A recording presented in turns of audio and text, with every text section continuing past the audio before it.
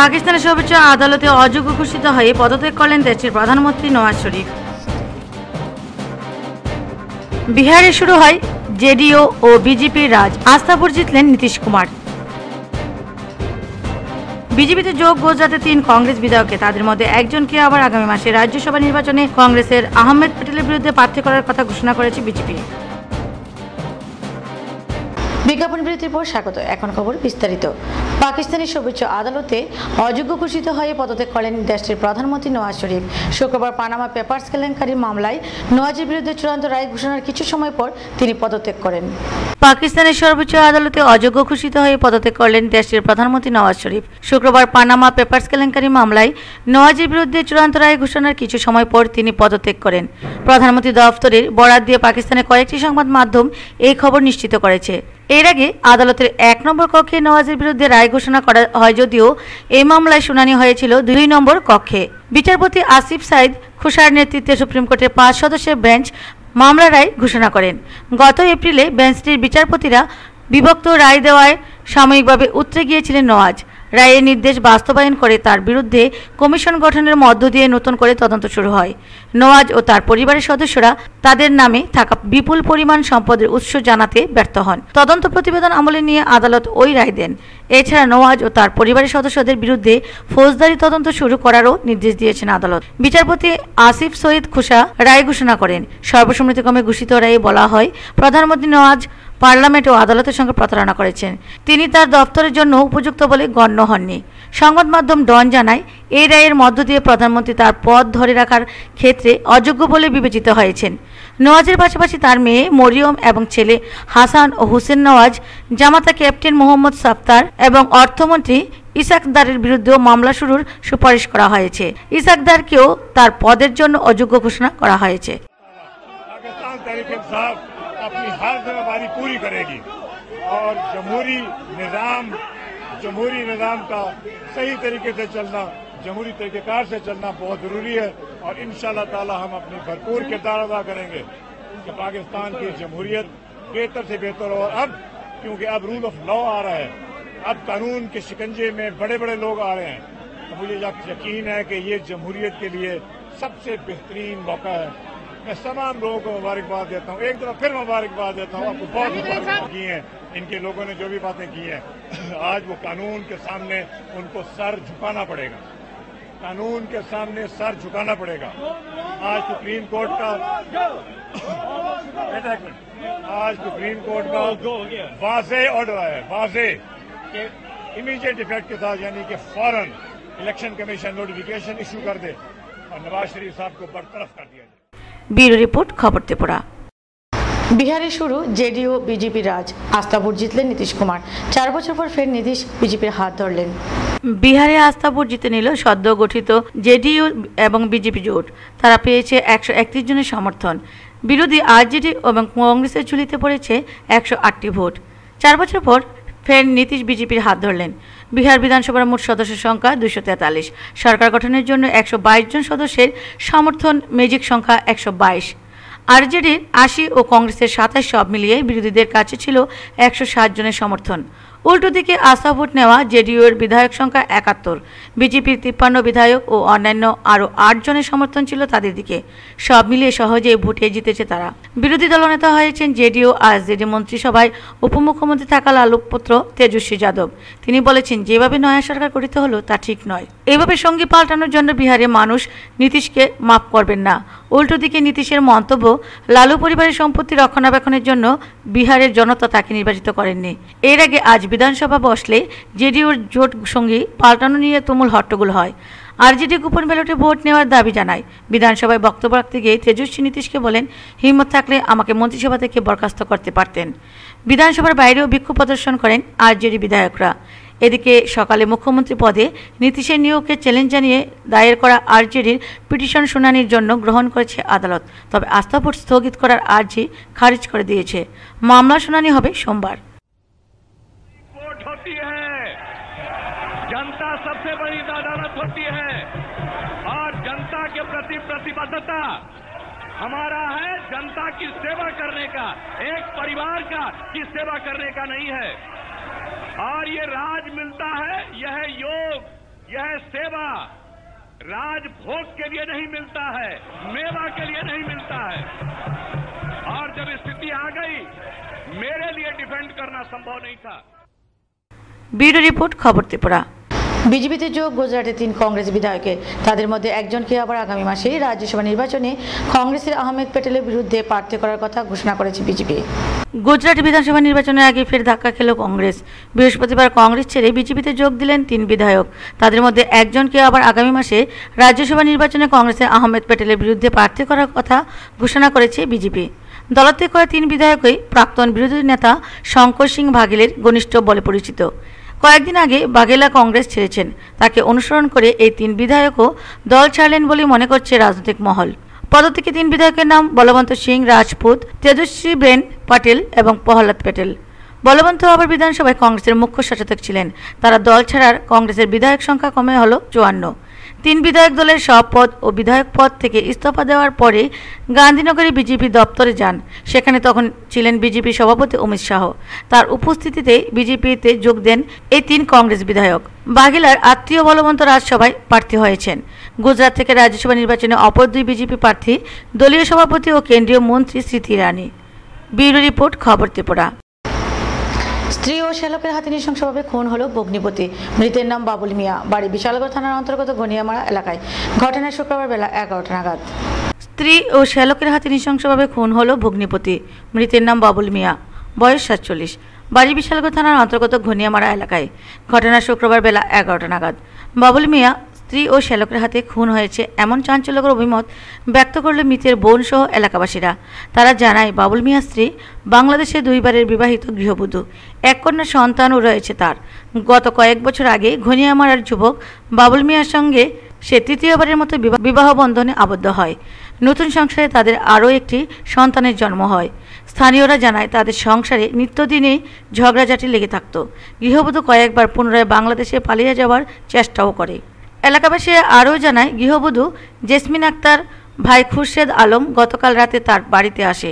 সকালে ভাই বোন মিলে বাবুল মিয়াকে গলার দড়ি পেঁচিয়ে ফাঁসিতে ঝুলিয়ে খুন করে। এমনই অভিযোগ বাবুল মিয়ার বাড়ির লোকেদের। বাংলাদেশ থেকে বিয়ে করছে, আচ্ছা 4 বছর 5 বছর হয়েছে, ডেলি ঝগড়া করে। মা বাবা ছিল না বয়স্ক, তো মা বাবা আমি লয়ে গেছি তাতে যন্ত্রণা না করে, তবু যন্ত্রণা করে। হ্যাঁ, এবার কালকে তার বাড়ি আছে বাংলাদেশে, আর সেটা আমরা তো এবার তাই না জানি না, আমাদের সারাদিন ঝগড়া করছে ভাইবার মিল্লা।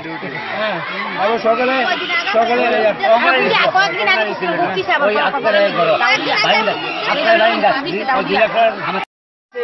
মারছে, কে মারছে? তার বউ আর তার শালা। আচ্ছা, বাংলাদেশ থেকে আছে। কবে আইছে? কালকে আছে। তাদের মধ্যে কি কোনো বিবাদ আসলো? দীর্ঘদিন থেকে তারা ঝগড়াঝাটি করতেছে। বাচ্চা বলে আর 2 বার গেছি বাংলাদেশ।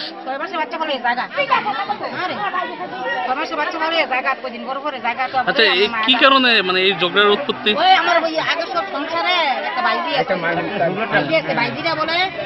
মানে ডিম সিদ্ধ করে খাইছিল যাওয়ার পথে, তারপর বলে আবার গরম ভাত রাখছে, গরম ভাতের থেকে একটু খাইছে তাই, এই বলে এই ঝগড়া লাগাইছে। গেল কিরে গরম ভাত খাইলো, কে লেগে খাইলো, আমার মায়ের তো কাছে গেছে, মা তো আমার কাছে কইতে আসছে ফ্যান বান গেলায়, এটা বান গেলায়। এর আগে কিছুদিন আগে আবার টাইম যাও খুব কিছু অভিযুক্ত মুশারফ ঘটনার সঙ্গে সঙ্গে ঘা ঢাকা দিয়ে বাংলাদেশে পালিয়ে যায়। পুলিশ অভিযুক্তদের নামে মামলা রুজু করে ঘটনা তদন্ত শুরু করেছে। ব্যুরো রিপোর্ট খবর ত্রিপুরা। শুক্রবার সকালে খোয়াই থানার পুলিশ খোয়াই থানা এলাকায় চেবড়িস্থিত বিনের টিলা গ্রামের যাদব রায়ের বাড়ি থেকে তার স্ত্রী কল্পনা রায়ের ঝুলন্ত মৃতদেহ উদ্ধার করে। খবর পেয়ে পুলিশ ঘটনাস্থলে ছুটে যান। আজ সকালে খোয়াই থানার পুলিশ খোয়াই থানা এলাকার চেবড়িস্থিত বিনের টিলা গ্রামের যাদব রায়ের বাড়ি থেকে তার স্ত্রী কল্পনা রায়ের ঝুলন্ত মৃতদেহ উদ্ধার করে। স্থানীয়দের সহযোগিতায় পুলিশ জানতে পারে যে গতকাল রাতে যাদব নিজের স্ত্রী কল্পনার সাথে ঝগড়া করে। এমনকি তাদের নাবালিকা কন্যাও পুলিশকে জানায় তার বাবা নিজে তার মাকে গলা টিপে হত্যা করে। পরে পুলিশ যাদব রায়কে গ্রেপ্তার করে খোয়াই থানায় নিয়ে আসে। এদিকে মৃতদেহ ময়নাতদন্তের পর পুলিশ কল্পনার পরিবারের হাতে মৃতদেহ তুলে দেয়। মৃতার ভাইয়ের অভিযোগ মূলে খোয়াই থানার পুলিশ মামলা নিয়ে তদন্ত শুরু করে। বাড়ি আমরা সকালে ফোন করছে যে মাইরা তুলে রাখছে, গড় আগে মারছে, মাইরা সে রেফার দেনে গাছে তুলে রাখছে। বাগনি যেটা হইল কি আমরা তো নিজের ছবি দেখছি না। বাগনি ডাক দিছে ঘুমাই রয়েছে উঠে না সকালবেলা উঠতে দেয় মা নাই, তার মানে জুলাই নিয়ে রাখছে গাছের ভিতরে। এও মারছে নিজে। বোনের নাম হয়েছে কল্পনা রায় আর জামাইয়ের নাম হয়েছে যাদব রায়। আমরাও তো কমপ্লেন করবো তার নামে, যাতে যাবজ্জীবন জেল হয়। ব্যুরো রিপোর্ট, খবর ত্রিপুরা। কৈলাসহরে মহকুমা ভিত্তিক ভূমিহীন 41টি পরিবারকে খাস জমি বন্দোবস্তের পাট্টা বিতরণ করা হয় শুক্রবার। এতে উপস্থিত ছিলেন বিধায়ক তপন চক্রবর্তী সহ অন্যান্যরা। কৈলাসহর মহকুমা প্রশাসনের উদ্যোগে কৈলাসহর মহকুমা ভিত্তিক ভূমিহীন 41টি পরিবারকে খাস জমি বন্দোবস্তের পাট্টা বিতরণ করা হয় আজ। একই সাথে চণ্ডীপুর বিধায়ক উন্নয়ন তহবিল থেকে 38,000 টাকা করে 7 জনকে বেনিফিশিয়ারির হাতে বাদ্যযন্ত্র সহ অন্যান্য জিনিসপত্র তুলে দেন। অনুষ্ঠানটি হয় কৈলাসহর মহকুমা চণ্ডীপুর ব্লকের অধীন স্বামী বিবেকানন্দ হলে। অনুষ্ঠানে উপস্থিত ছিলেন বিধায়ক তপন চক্রবর্তী এবং এছাড়াও ছিলেন ঊনকোটি জেলা পরিষদের সভাধিপতি কল্পনা দেবনাথ, কৈলাসহর মহকুমা শাসক সুব্রত চৌধুরী, গৌরনগর ব্লকের চেয়ারম্যান শান্তি সিনহা, চণ্ডীপুর ব্লকের ভাইস চেয়ারম্যান পুলিন পদ্ম সহ অন্যান্যরা। মন্ত্রী তপন চক্রবর্তী তার বক্তব্য বলেন, সরকারি কাজ যখনই হয় আপনারা নজরদারি রাখবেন, ইনভলভ হবেন, খোঁজখবর নেবেন। এটা আপনার কাজ। আপনাদের এলাকার জন্য টাকাটা বরাদ্দ হয়েছে, খারাপ হলে দ্বিতীয়বার বললে ভেঙে আবার সরকার কিন্তু সেই সময় করে দিতে পারে, অপচয় হলো টাকা। সেদিক থেকে আপনারা সকলে দৃষ্টি রাখবেন, তাহলেই বিধায়ক তার যে অবশ্য করণীয় যেটা দায়িত্ব বা কর্তব্য সেটা যেমন নিখুঁতভাবে প্রতিপালন করতে পারবে, অন্যদিকে মানুষের জন্য যে টাকাটা বিধায়কের মারফতে রাজ্য সরকার দিচ্ছে সেই টাকাটাও সঠিক ব্যবহার করে বাস্তবায়ন করবে, মানুষ উপকৃত হবে। আপনার সকলকে নমস্কার জানাই। ব্যুরো রিপোর্ট, খবর ত্রিপুরা। শান্তিবাজার মহকুমা ক্রিকেট সংস্থার উদ্যোগে অনুষ্ঠিত হয় বার্ষিক পুরস্কার বিতরণ উৎসব 2017। অনুষ্ঠানে উপস্থিত ছিলেন বাসুদেব মজুমদার সহ অন্যান্যরা। শান্তিবাজার মহকুমা ক্রিকেট সংস্থার উদ্যোগে অনুষ্ঠিত হয় বার্ষিক পুরস্কার বিতরণ উৎসব 2017। শান্তিবাজার মহকুমা অন্তর্গত বাইখোড়া কমিউনিটি হলে এই অনুষ্ঠান অনুষ্ঠিত হয়। অনুষ্ঠানে উপস্থিত ছিলেন বাসুদেব মজুমদার, মুখ্য সচেতক ত্রিপুরা বিধানসভা, পরিষদ মোরার সিং ক্রীড়া ও যুব কল্যাণ দপ্তর TTADC, যশোবর ত্রিপুরা বিধায়ক ত্রিপুরা বিধানসভা রঞ্জিত মজুমদার, সভাপতি ক্রিকেট সংস্থা তাপস দে, মাননীয় সচিব ত্রিপুরা ক্রিকেট সংস্থা শঙ্কর মজুমদার, সভাপতি শান্তিবাজার মহকুমা ক্রিকেট সংস্থা। অনুষ্ঠানে বক্তব্য শেষে কৃতি খেলোয়াড়দের হাতে পুরস্কার তুলে দেওয়া হয়। শুধু ক্রিকেট অ্যাসোসিয়েশন অথবা যে কোনো অ্যাসোসিয়েশন বলতে হয় না, তার একটা যোগ্যতা পরামর্শ এই বিষয়টি লাগে। আমি বলবো আমাদের শান্তিবাজার ক্রিকেট অ্যাসোসিয়েশনের যোগ্যতা রয়েছে, অনেক আপডেট হচ্ছে এখন, এবং যোগ্য খেলোয়াড়দের বিবেচনা করা, সিলেকশন করা এই বিষয়ে কোনো রকম দুর্বলতা রাখবেন না। আমাদের রাজ্যের নানা বিষয়ে ক্রিকেট সম্পর্কে প্রশ্ন উঠেছে, আমাদের অভিজ্ঞতার সঙ্গে আমরা মূল্যায়ন করে দেখেছি। ব্যুরো রিপোর্ট, খবর ত্রিপুরা। শুক্রবার সকালে 11টায় খোয়াই রক্ত সংরক্ষণ কেন্দ্রে 4টি কর্মচারী সংগঠনের উদ্যোগে এক রক্তদান শিবিরের আয়োজন করা হয়। এই শিবিরে 22 জন রক্তদাতা স্বেচ্ছায় রক্তদান করেন। শুক্রবার সকালে 11টায় খোয়াই রক্ত সংরক্ষণ কেন্দ্রে 4টি কর্মচারী সংগঠনের উদ্যোগে এক রক্তদান শিবিরের আয়োজন করা হয়। এই রক্তদান শিবিরে 2 জন মহিলা সহ মোট 22 জন স্বেচ্ছায় রক্তদান করে। সংগঠনের এক নেতৃত্ব জানান, আগামী দিনেও তাদের এই প্রয়াস জারি থাকবে। আমরা ত্রিপুরা কর্মচারী সমন্বয় কমিটি SB রোড খোয়াই বিভাগীয় কমিটির উদ্যোগে আমাদের সংগঠনের অন্তর্ভুক্ত 4টি সংগঠনের মিলিতভাবে আমরা আজকে রক্তদান শিবির করলাম।